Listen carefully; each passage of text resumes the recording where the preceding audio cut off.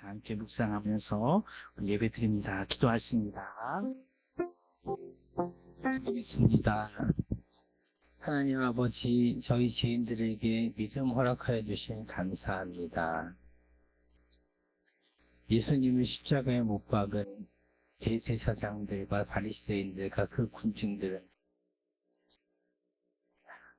당신이 남은 구원하면서 자기는 구원하지 못하느냐, 지금 당장 십자가에서 내려와 자기가 그리스도인 것을 보이고 우리로 하여금 믿게 하라. 세상에 저것이 하나만한 믿음만 가지고서 예수님의 그 옷자락만 스쳐도 그 모든 병이 나으며 죽음에서부터 구원을 받는 만유의 줄을 놓고서도 그들은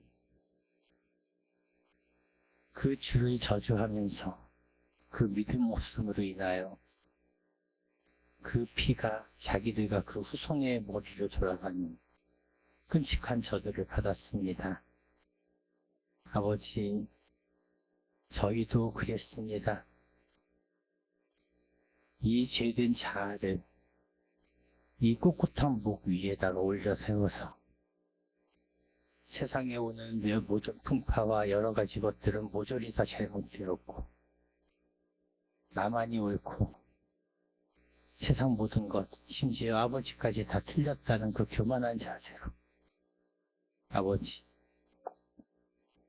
그렇게 저주받을 저주의 자식으로 있었으며 지금도 그 죄성이 부스부스 나타납니다.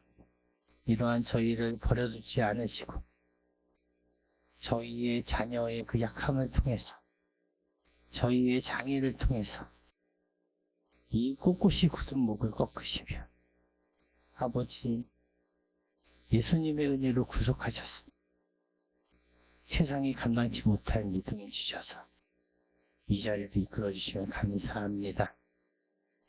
아버지, 저희가 믿사오니 저희 믿음 없는 것을 도우시며 아버지, 저희의 그 장애와 부족한 것과 어려운 가족들이 세상에서 보기에는 천연일지언정 저희에게는 축복과 구원의 통로임을 가슴 깊이 깨닫고 그 약함을 자랑하며 아버지 은혜 세상에 증거하면서 아버지 주변에 그 많은 우리 가족 중에서 그 많은 사람들 아직도 확실한 믿음 갖지 못하고 있는 사람들에게 믿음 부어주시옵소서.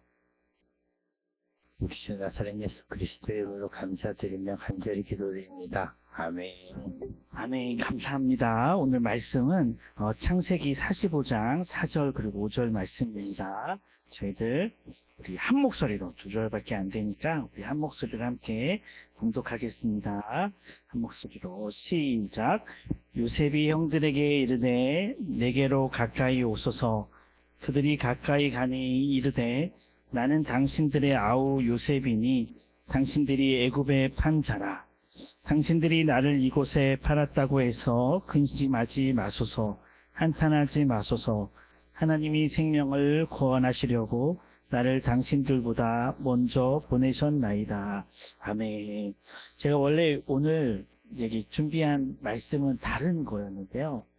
이번 주에 제가 좀 전에 학생회 설교를 하고 왔거든요. 다른 교회 학생회 설교를 하고 왔는데 설교 준비를 다 했는데 그 교회 담당 목사님께서 이 부분을 설교해 주세요 라고 말씀하셔서 이제 급하게 설교를 다르게 준비하는데 뭘 할까 고민을 했습니다. 야곱과 요셉 중에서 두 가지를 다 이렇게 보면서 야곱에 대해서는 학생회 설교를 하는 게 좋겠다 생각이 들었고, 요셉을 묵상하면서 제가 지금까지 이 구절을 많이 봤는데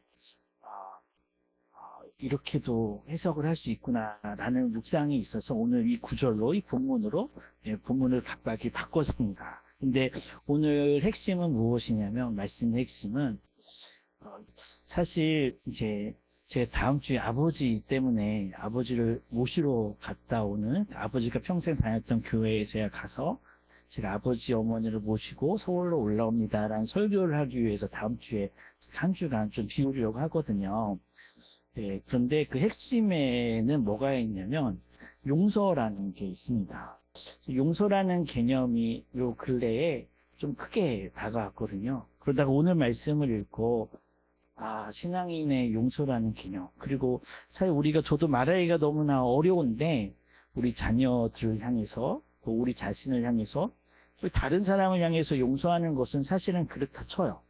그런데 우린 때때로 우리 자신들을 향해서 용서해야 될 일이 엄청 크잖아요. 우리 아버님 기도하신 것도 기도 들으면서도 정말 우리 스스로 내 자신을 용서해야 되는 게 사실 가장 힘들고 신앙인들에게 그래서 그런 관점으로 용서라는 것을 한번 깊게 묵상해 보았습니다. 그 중에서 저는 용서라는 것을 이 구조를 포함해서 성경에 다양하게 나와 있는 용서의 말씀들을 이렇게 보면서 용서를 4가지 단계로 제 마음대로 결정한 거예요. 네, 제가 묵상하면서 제 마음대로 용서의 4가지 단계를 한번 생각해 봤습니다. 이 첫 번째 단계는, 첫 번째 단계는, 제가 해도 될 것 같아서, 믿음의 단계입니다. 그러니까는 그냥 인격적으로 용서하는 그런 것들은 제두고, 오늘 예배 시간이니까 신앙인의 관점으로 첫 번째 용서가 무엇일까? 바로 믿음의 관점. 여기서 믿음의 관점에서 가장 중요한 것을 전 마태복음 18장에 나오는 1만 달란트 비유로 생각을 해봤습니다. 어떤 비유냐면 어떤 한 사람이 1만 달란트를 빚진 거예요. 1만 달란트를 요즘 돈으로 환산을 하면 약 2천억 정도 됩니다. 아주 큰 재산가였던 것 같아요. 사업을 하면서 그 나라 왕에게 빚을 졌는데 그게 약 2천주 정도의 빚을 진 거죠. 이 사람이 돈을 많이 굴려봤던 경험이 있으니까 내가 어떻게 해서든지 간에 꼭 갚겠다라고 왕에게 말을 했는데 이 왕이 갚을 처지도 아니고 불쌍하고 하니까 탕감을 줬습니다.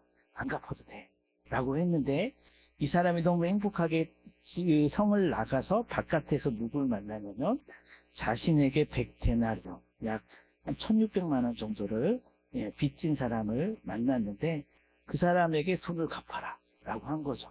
돈을 안 갚으니까 나라에 신고를 하고 그 사람이 갇혔습니다. 그러니까 이 왕이 그 수를 듣고 1000조를 탕감받은 사람이 바깥에 나가서 1600만 원을 안 갚는다고 고소를 해? 이놈 다시 잡아와라. 이게 마태복음 18장에 있는 1만 달란트 비유이지 않습니까? 여기서 중요한 것은 1만 달란트는 갚을 수 없는 이라는 개념이 있고 그것을 생명이라고 말을 하고 그걸 십자가라고 말을 하지 않습니까? 십자가. 하나님께서 나를 위해서 하신 일이 있는데 나의 죄, 이렇게 극심한 죄를 하나님께서 용서해 주셨는데 너는 왜 그것을 용서하지 못해? 저는요, 이것이 용서의 첫 단계이다라는 생각을 합니다.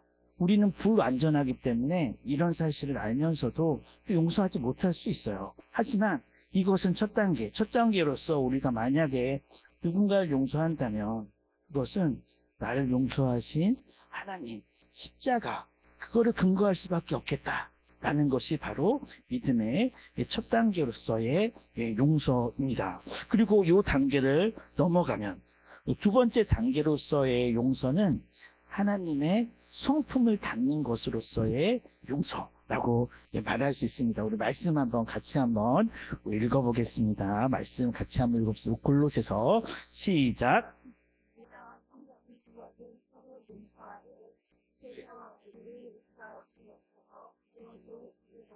네, 주께서 우리를 용서하셨다는 것은 첫 번째 십자가 그런 것들이 아니라 하나님께서 왜 우리를 용서하시기로 결정했느냐. 그것은 우리를 사랑하시는 하나님의 성품이라는 거죠.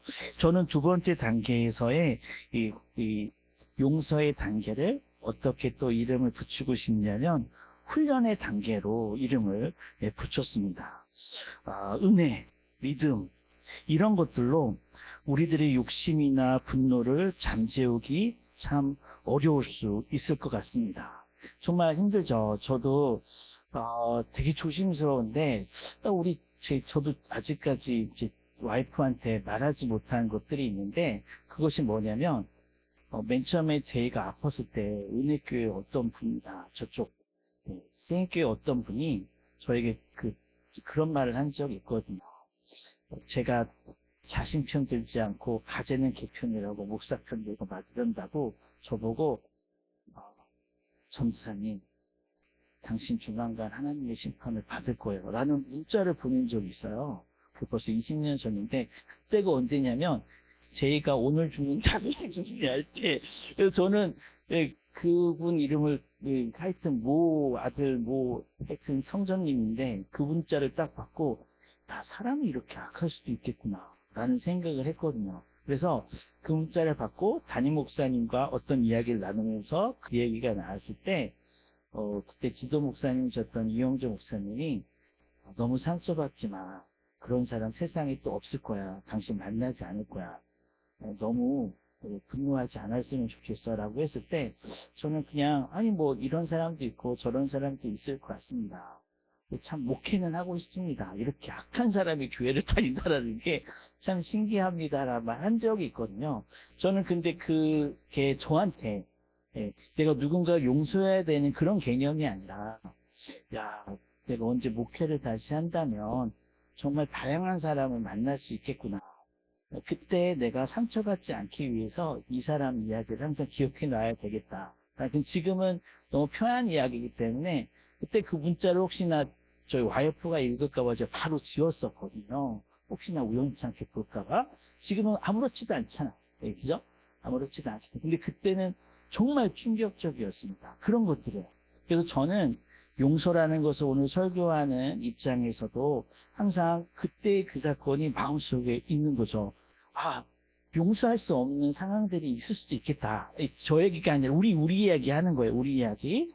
우리 부모님이나 우리 가족들이나 또 우리 친구들에게서 내가 판단하지 못하는 왜 집사님, 왜 아버님 용서하지 못하세요? 용서해야죠. 이런 말을 나는 할 수 없다. 그렇기 때문에 우리들은 어떻게 해야 됩니까? 훈련이라는 것을 해야 됩니다. 훈련. 어떤 훈련? 용서하는 훈련. 훈련이라 그래서 훈련의 가장 큰 특징이 무엇이에요? 실전에 가면 잘 안 될 수도 있다라는 것을 항상 전제 삼고, 그래서 우리가 두 번째로 하나님으로 인해서 용서함 받은 우리들은 훈련하는 습관을 가져야겠다. 용서하는 습관. 아무리 작은 거라도 그냥 넘기지 않고 난 그 부분을 용서해야 되겠다. 그것이 바로 무엇입니까? 우리가 읽었던 것처럼 그리스도의 성품을 담는 것. 그리고 두 번째 단계로서의 훈련입니다. 그리고 세 번째 단계는 우리 누가복음 말씀 다시 한번 읽어보고 누가복음 6장 37절 말씀 우리 한번 같이 한번 읽어보겠습니다. 시작. 남을 판단하지 말라. 그리하면 너희가 판단을 받지 않을 것이요. 남을 정죄하지 말라. 그리하면 너희가 정죄를 받지 않을 것이요. 용서하라. 그리하면 너희가 용서를 받을 것이니라. 네, 용서하면 용서를 받는다라는 단계로서 전 이 단계를 도전의 단계라고 이름을 좀 붙였습니다. 첫 번째는 믿음의 단계로서 용서를 시작하는 단계. 두 번째는 한번 되건 안 되건 나중에 용서를 하기 위해서 훈련하는 그런 단계. 세 번째 단계는 도전하는 단계. 아까도 말했지만 저는 이제 너무나 오랜 일이라서 사실은 용서할 수준은 이제 지났어요. 이제 아무런 충격이 없고. 근데 아직까지 제가 말하지 못한 몇몇 가지 그런 사건들이 있습니다. 정말 용서가 되지 않는 분들이 아직까지는 있긴 해요. 그런데 그 단계에서 우리가 해야 될 것이 바로 무엇이냐? 도전. 요거는 실전이에요. 실전. 도전의 단계입니다. 좀 많은 사람들이 그렇게 말을 해요. 믿음이 있으면 행할 수 있다라고 말을 하는데 역시나 마찬가지로 행하다 보면 믿어진다라는 것도 우리 기독교 역사에서 계속 나오는 이야기 아닙니까? 언제 믿음이 커져요? 좀 모호한 믿음, 작은 믿음이 행하면서 또 그 믿음이 조금 더 자라고 또 행해보고 또 잘하고. 그래서 사다리 이렇게 양쪽으로 올라가는 것처럼 믿음과 행함은 항상 이렇게 지그재그로 한 계단 한 계단 올라가면서 믿음이 성장하는 것처럼 행함도 성장한다라고 했을 때 그런 실천을 뭐라 그럽니까? 실천을 도전의 단계라고 말을 합니다. 저도 잘 알아요.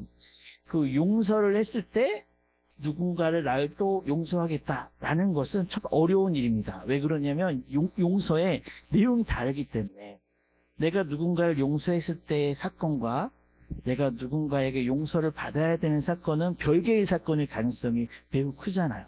하지만 하나님은 이렇게 말씀을 하십니다. 율법이 그런 개념이고, 율법이 눈에는 눈, 이에는 이. 너희들이 용서받기 위해서 용서하라. 너희들이 부해지기 위해서 누군가를 섬기라.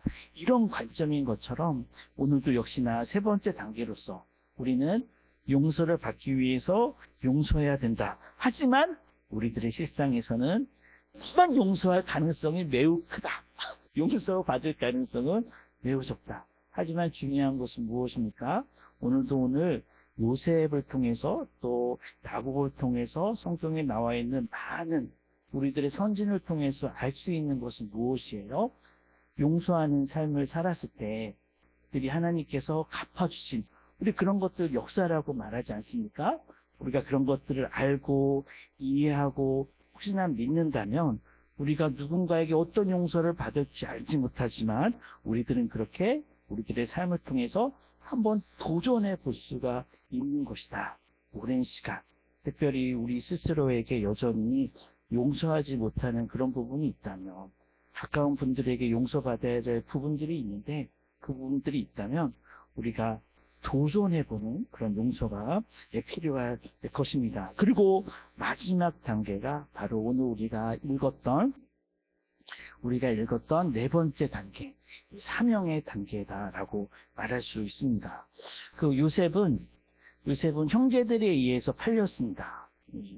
야곱의 부인이 4명이었는데 그 중에서 야곱이 가장 사랑했던 라헬의 자녀여서 요셉은 항상 아버지에 의해서 편애를 받았고 그래서 그의 형제들이 요셉을 시기 질투해서 팔았고 결국은 애굽에서 자신을 팔았던 형제들을 다시 만나는 장면이 오늘 우리가 읽었던 그런 말씀입니다. 근데 이 말씀에서 핵심은 무엇이냐면 저는 요셉입니다 라고 말을 했을 때 형제들은 속으로 그렇게 생각했겠죠. 우리가 팔았던 요셉? 우리는 죽었구나 이렇게 생각했을 텐데 요셉은 이렇게 표현을 하고 있습니다. 오늘 말씀을 제가 다시 읽어드리면 5절 말씀을 다시 읽어드리면 당신들이 나를 이곳에 팔았다고 해서 근심하지 마소서. 당신은 죽지 않습니다. 당신은 어떤 해도 당하지 않을 것입니다. 하나님이 생명을 구원하시려고 나를 당신들보다 먼저 보내셨나이다. 사명의 단계는 어떤 사명이냐가 중요한데 여기서 말하는 사명은 오늘 말씀 말씀이죠. 무엇? 하나님이 생명을 구원하시려고. 이것이 바로 사명이라는 것이죠. 저에게 있어서 적용을 해보면 그때 그분이 말했던 당신 하나님께 심판받을 수 있어 라고 말했던 그 사건도 제2일이었고 요즘도 마찬가지로 저에게 있어서 가장 큰 상처는 바로 제 딸일 수밖에 없는 거죠. 부모로서. 근데 그런 것들을 언제 우리가 용서하고 언제 이 약함을 수용할 수 있을까? 요즘 수용이 되거든요. 언제 수용이 됩니까? 아침에 하는 기도 그런 것들인 거죠. 하나님 오늘도 저희가 사역을 잘하게 해주시고 저는 동역을 잘하게 해주세요 라고 기도할 때 사실은 제가 이제 사진을 바꾸려고 하는데 영천이 사진이랑 제이 사진을 같이 놓고 다니려고 하는데 영천이가 요즘 미모가 날이 갈수록 달라져서 좀 더 예뻐질 것 같아서 나중에 지금 이렇게 제이 사진만 놓고 다니는데 이 사진을 놓고 다니는 이유는 분명하거든요. 이거 제이 예뻐서 편애 아니야? 이 제이 이게 뭐냐면 이제 상담을 많이 하니까 저번에도 말씀드렸던 것처럼 이제 누가 저한테 상담을 하러 오면 그냥 복지 상담인 줄 알고 어떤 사회복지사 만난다는 생각으로 이렇게 오시거든요. 그러면 삐다닥하게 앉기도 하고 또 말이 좀 몰라 싸가지 없는 경우도 있어요. 그거 뭐냐면 네가 뭘 알아? 이런 식인 거예요. 복지는 알지만 네가 우리 고통을 알아? 라고 말하면 싸가지 없는 사람한테는 말하지 않아요. 끝까지. 그리고 마지막에 말해요. 제 딸이 당신보다 더 큰 장애를 가지고 있어요. 그러면 이렇게 앉거든요. 근데 좀 선하신 분을 만나면 처음부터 보여드립니다. 어머니, 아버지, 얘가 제 딸인데 제 딸은 어려서 이렇게 돼서 지금 같이 이렇게 합니다. 그러면 그 다음부터 대화가 싹박하게 저는 이제 장애인 부모고 동시에 복지 전문가고 이렇게 하니까 이분들이 수용하는 게 엄청 크잖아요. 그래서 항상 느낍니다. 야, 정말 제이가 사역을 하는 게 맞구나. 근데 다른 사역이 아니라 뭐 돈 벌고 제가 뭐 갑자기 이렇게 장애인들 중에서 점치는 친구들이 있거든요. 예, 제이 때문에, 로또 때문에 돈을 벌고 이런 거라면 저희들이 사역이라고 말하지 못하지만 오늘 우리가 읽었던 이 말씀. 하나님이 생명을 구원하시려고. 이것이 정말로 누군가의 이유가 되면 그것이 사명이 되는 거죠. 그래서 오늘 말씀의 제목도 용서가 아니다라는 제목으로 말씀을 뽑았는데 이 네 번째 단계가 되면 용서할 필요를 느끼지 못하고 상처받을 이유가 없을 것 같습니다. 예전에도 한번 설교했던 내용인데 어머니께서 너무 이제 뇌수술을 하시고 이명증세 부작용이 오셨어요. 그래서 1년 정도 저희 집에 살으셨을 때 너무 힘들어 하시는데 근데 본인이 너무 아프니까 본인이 당신이 이제 이명 때문에 너무 힘드니까 어느 순간부터 제이를 안고 그렇게 우시더라고요. 야, 너무 힘들지 않냐? 얘는 왜 이렇게 불쌍하게 태어났냐? 막 이런 식으로 말씀을 하셔서 가정 예배를 드리면서 딱 한 번 드렸어. 딱 한 번. 그때. 네, 딱 한 번 드렸는데 어머니 제이로 말미암아 사랑하는 생명들이 있습니다. 다시 20년 전은 10년 전으로 돌아간다 그래도 저희들은 다른 방법을 선택하지 않을 것 같습니다. 왜 그러냐면 앞으로 지금도 제이로 말미암아 만난 가정들이 있고 또 앞으로도 제이로 말미암아 또 만날 가정들이 있을 텐데 당신의 아들보다 당신의 손녀가 훨씬 지금 사역을 잘하고 있습니다. 저희 어머니도 확실히 믿음의 분이시다 보니까 정말로 제가 놀랄 정도로 그 다음날 너무 밝아지셨어요. 그래서 다시 가정 예배를 드리진 않았는데 그 이후로 네 번째 단계 오늘 우리가 이 말씀을 읽으면서 뭐 장애만 그렇겠습니까? 우리들이 가지고 있는 정말로 다양한 삶의 문제들 그냥 넘어갈 수 없는 깊은 상처가 돼 있는 내가 예수의 흔적을 가졌다라고 사도 바울이 말을 하는데 그때의 흔적이 바로 상처를 말하거든요. 스크래치. 그러니까 갈고리로 내 심장을 이렇게 내 피부를 싹 뜯어내는 거죠. 옛날에 예수님을 때렸던 책찍의 끝에 이렇게 쇠고리가 달려 있어서 사실은 책찍을 딱 맞을 때 그 착 감기는 그거 때리는 그 가죽보다도 싹 돌려서 마의 속도로 몸에 팍 박히는 그것을 딱 뜯어내면서 생기는 그 스크래치, 그것이 바로 사도 바울이 말했던 내가 예수의 흔적을 가졌다라고 하는 그 스크래치거든요. 아주 큰 상처인 거죠. 그 모든 상처가 무엇이 되었을 때 오늘 이 요셉이 말하는 형제들한테 팔림을 당한 거, 그리고 요셉의 애굽이라는 땅에서 요셉이 당했던 그 많은 수치들, 그 많은 억울함들, 이 모든 것들이 바로 무엇입니까? 하나님의 생명을 위해서 하신 일이라고 어느 순간 치환되는 거죠. 전환되는 거죠. 전환되었을 때 더 이상 이것은 용서가 아니구나. 네 번째 단계가 바로 이런 사역의 단계일 것입니다. 모든 상처가 다 이 단계를 거쳐야 될 것입니다. 그런데 아주 큰 상처가 어느 순간 나의 사명의 단계에 이르게 되면 사사로운 것들은 별로 어렵지 않게 우리가 넘길 수 있지 않을까. 그것이 바로 하나님 나라를 사는 우리들의 모습일 것입니다. 저희들은 여전히 모호한 면으로 살아가고 있습니다. 혹시나 또 다른 깊은 상처가 우리들에게 생기지 않을까라는 그런 두려움도 가지고 있습니다. 하지만 그것으로부터 지난 과거에 있었던 일, 그리고 앞으로 일어날 모든 일, 그런 일들까지도 하나님께서 어떻게 우리들을 사용하시기 위해서 또 하나님이 누구를 살리시기 위해서 하실지 그것들을 기대하면서 또 잘 견디는 우리 모두가 되기를 간절히 기원합니다. 하나님 감사합니다. 오늘도 저희들의 몸과 마음과 그리고 하나님께서 허락하신 재물도 드립니다. 하나님께서 원하시는 그곳에 하나님께서 아름답다 말씀하실 만한 그곳에 온전히 사용될 수 있도록 도와주시옵소서. 이제는 우리 구주 예수 그리스도의 은혜와 하나님의 무한하신 사랑하심과 성령님의 감화 교통하심, 오늘도 저희들 하나님께서 허락하신 그것들을 믿으며 한 단계씩 한 단계씩 용서해 가며 결국 사람을 살리는 우리 서로의 공동체 모든 구성원들 위해 이제부터 영원토록 함께 하시기를 간절히 축원하옵나이다. 아멘.